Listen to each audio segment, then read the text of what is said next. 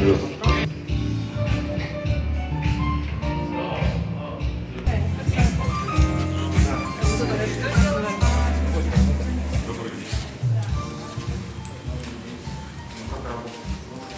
уже? Сколько вы уже? Ну, если торжественно у нас открытие, да? Добрый день.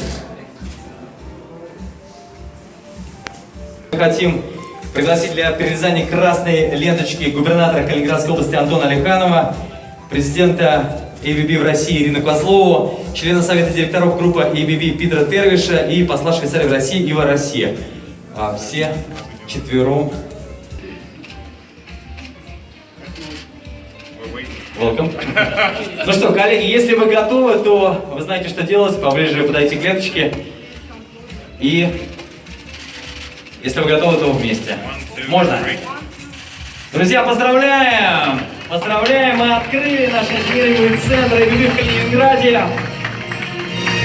My name is Антон Алиханов. I'm the head of ABB's engineering center in Czech Republic, and I have also been one of the leaders for setting up the center we have here in Kaliningrad. I will take you through the office. We will meet some of our engineers, and hopefully you will get an impression of what we do here. Our engineers are on a long journey of education and development. Gas industry.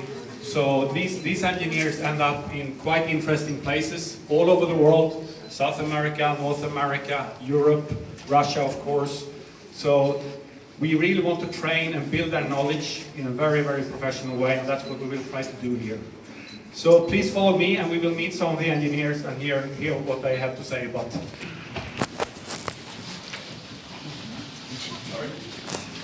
In his first couple of months of the company. Здравствуйте, меня зовут я инженер по автоматизации технических процессов. Я приехал из Калининграда, окончил Калининградский государственный технический университет, также получил степень кандидата технических наук. И на данный момент я работаю в компании ABB, в центре. Я работаю с командой по автоматизации металлургических и горнодобывающих отраслях промышленности и принимаю участие в нескольких реальных проектах, в том числе для заказчиков в Южной Америке. Работа в компании ABB в целом, в частности в операционном центре в Калининграде, привлекла меня возможностью поучаствовать в крупных международных проектах с использованием самых передовых технологий. С испытаниями диагностики электрооборудования сейчас работаю в отделе электротехники, группа пусконаладки. То есть работа связана с большим количеством командировок, география проектов обширна, поэтому ездим по всему миру. Недавно вернулись из трехмесячной командировки в Чехию.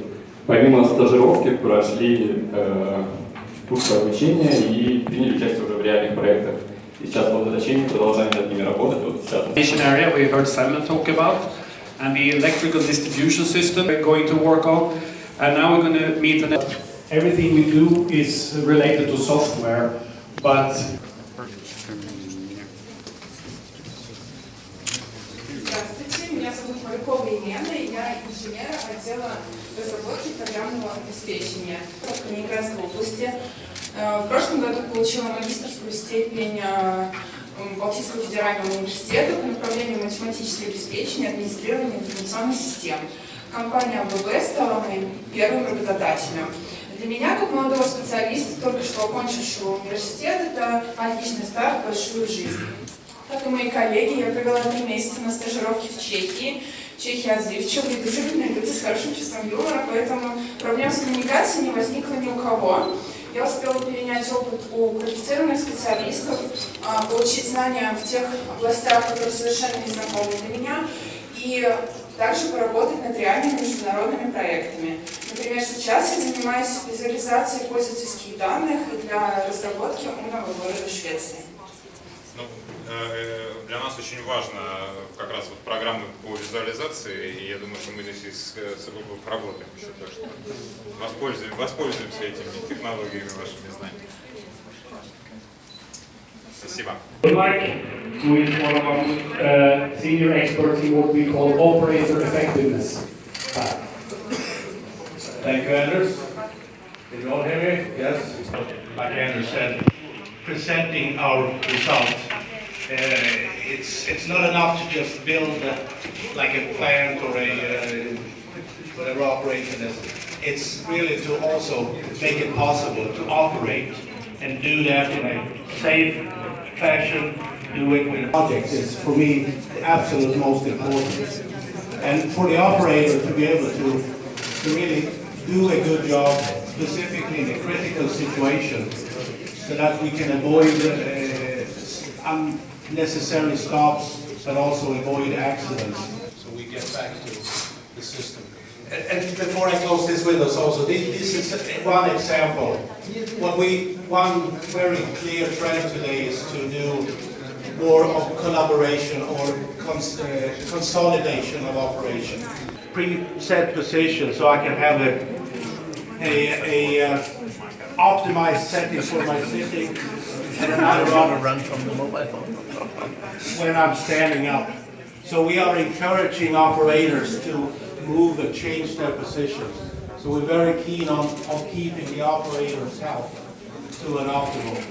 So we are also now starting to do research in terms of measuring the parameters around the operator in terms of temperature, noise level, lighting and so on, to see how that really affects the operator. Supervision of the different metro lines in Moscow, and that's really needed, to be honest. There are many small control rooms today with typically just one person in it. I can't remember the number, but it's a huge number of small control rooms with very poor communication between. So what they wanted to do was to build a control center from where they can control all these different stations.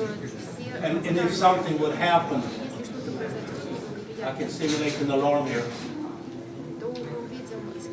Attention, attention. Incident at Station Kievskaya. Please investigate. And actually, when I was there preparing for the presentation, there was an accident right that week, so the meeting was about to be canceled, but we got to the point.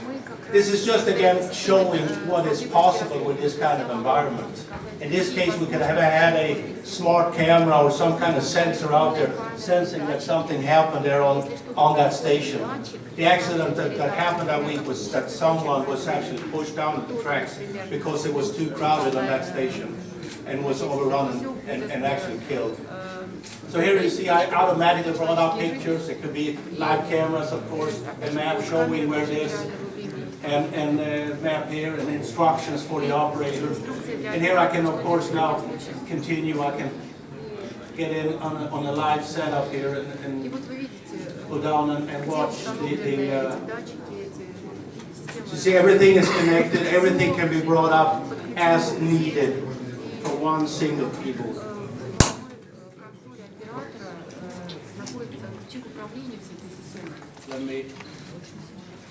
As another example today now with the electrical vehicles, electrical chargers and so on, we can easily also make live connections. So this is a connection I have to one of the chargers over in Sweden, just to show you how it's possible to easily get the information as needed.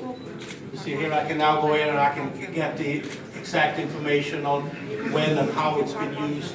If I want to see where it's actually located, I'll bring up a map here so I can see, and I can even drop a street view here and actually see where the charger is located outside our head office in Västerås. We're also, we'll jump here, just to show you another example how you can do navigation. Instead of having crowded graphic displays with a lot of information and details that's not so easy necessarily to understand, specifically if you haven't been working 15 years with that process. So instead here we set this up on a higher level and simulated some problems. So it's actually Sweden, turn on the side here. So I can simulate an alarm. Attention, attention. Increased friction in ball bearing of motor M3BP. So then I just click here. Failure in 3 weeks. I get a picture of the site, service, and it instructions, will guide me into the actual motor where the problem is. And then I can go all the way in and I can click and connect up to one of our smart sensors, a sensor that is mounted on the motor that can sense vibrations, temperature, and so on. This particular motor now is actually live. It's sitting in one of the ABB offices in Norway, in Bergen. So I'm connecting up and get the data directly from that sensor.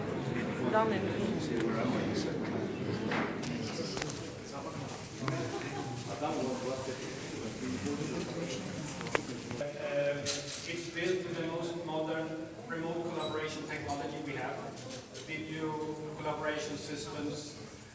Engineers will work on their projects where all the information resides in cloud servers, so that we can cooperate globally on the same project. What you see here, it might be unusual for you. You see a phone